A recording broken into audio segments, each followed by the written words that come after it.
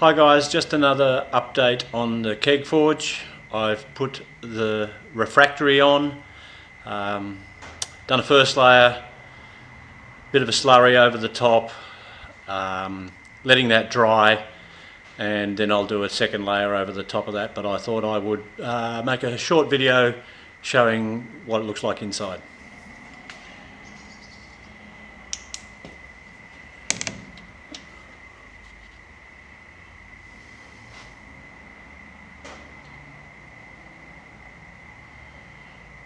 Righto, there we have it. That's the view from the outside with the door open. I'll just move around a bit. You can see most of it has a decent coating on it. There's a few blemishes, alright. It's hard to get that gear to go in there and look nice and smooth, but I reckon I'll build it up over time. So there you can see the burner outlets, my thermocouple outlet, a few little cracks, a few blotches and lumps. I'm not sure what's going on up there. I've got a pretty bad rough job up there, so I shall once this is dried properly, I shall wet that down. Hang on, I'll reposition my hand. I shall try and wet that down and fill that hole.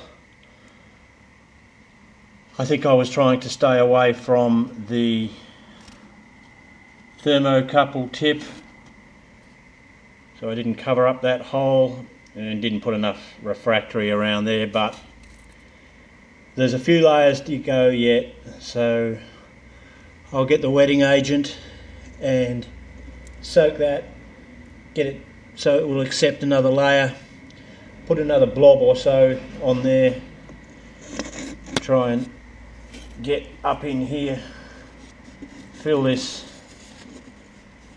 depression there. It's not real, whoops, it's not real deep, but it is annoying.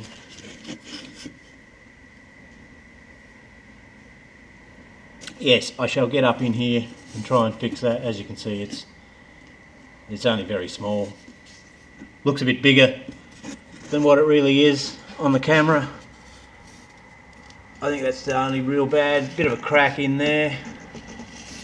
I'll repair that. Yeah, so there we have it.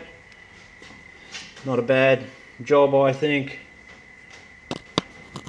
2 burners. Nice size space. I'm happy with it.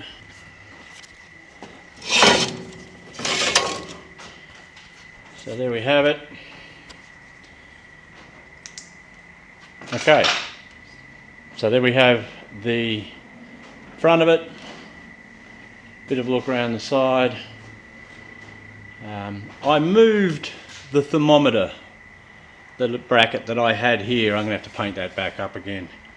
Bit rough now. I had to cut the bracket off because I moved that because I found, well, I felt that when I had this running earlier, the heat that was coming out of here and coming up would probably be getting too close to that. So I cut that off and I've repositioned it over here on the back.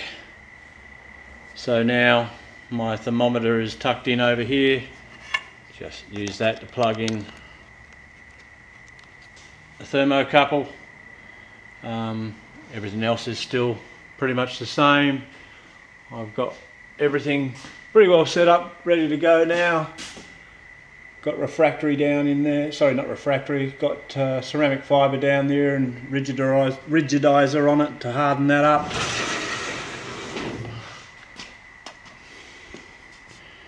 Back door, another view from the back, the other side.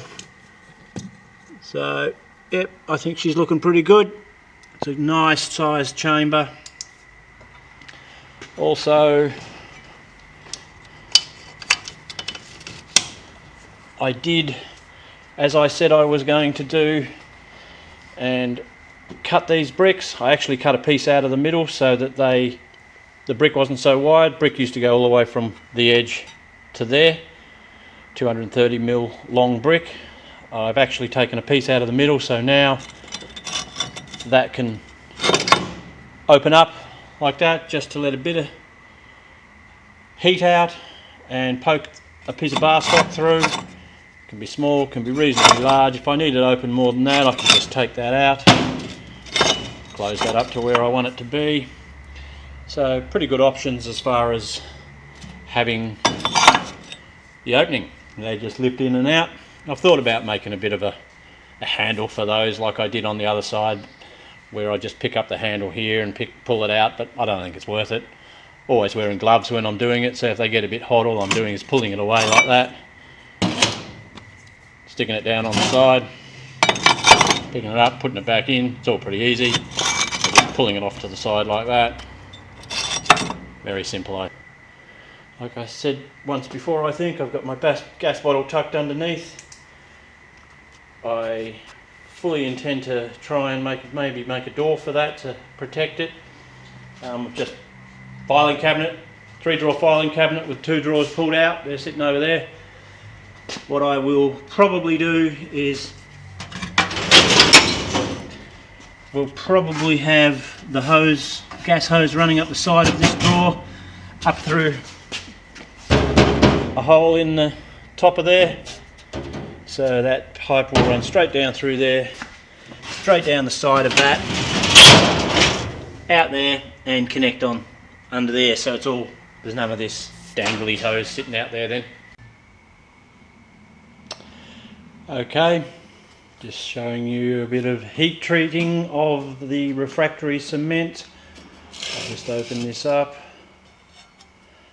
and show you what's going on. I've got a heat lamp in there currently, which is pumping out a fair bit of heat.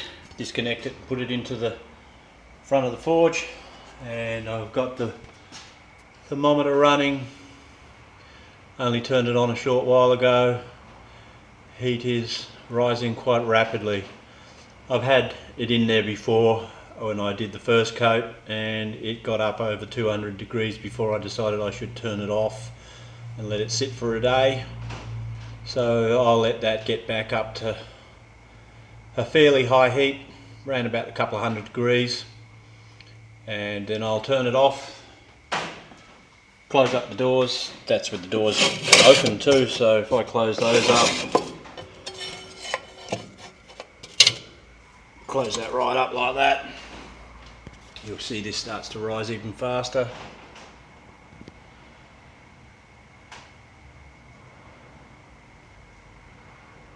There we go, she's lifting its temperature quite quickly now. It should only take a few minutes, and that'll be up to 200 degrees ish. I won't go much higher than that. It does go higher, but go too much higher than that and I'll start melting cables and things like that. So I'll get her up to a couple of 100 degrees, turn it off, leave it all closed up, and let it sit for 24 hours. So, okay, just thought I'd update you on that process. Okay, still got it on, been a little while. Just thought I'd point out she's up to 232 degrees, so I'm about to turn her off because I don't want it to get too hot in there.